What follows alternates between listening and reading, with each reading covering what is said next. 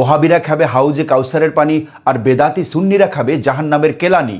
এই ওয়াবি তোরা হরে এই সারা শুনিয়া কল হাইদি বিরিয়ানি আর তোরা হাবি ডেলার পানি আর হিম বিরিয়ানি তোরা হাবি ডেলার পানি।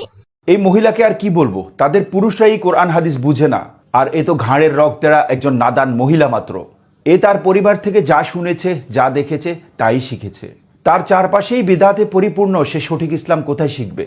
রাসূল সাল্লাল্লাহু আলাইহি সাল্লামের হাদিস, তিনি যখন তার উম্মতদেরকে হাউজে কাউসারের পানি পান করাবেন, তখন ওই সিরিয়ালে বেদাতিরাও থাকবে, আর তাৎক্ষণিক ফেরেশতারা এসে বেদাতি এবং রাসূল সাল্লাল্লাহু আলাইহি সাল্লামের মাঝখানে প্রাচীর তৈরি করে দিবেন।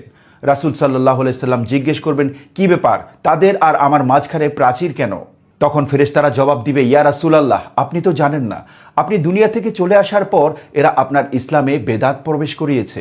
ওরা ইবাদতের নামে শিরক বেদাত করেছে, আপনার রেখে আসা ইসলামকে এরা বিকৃত করেছে।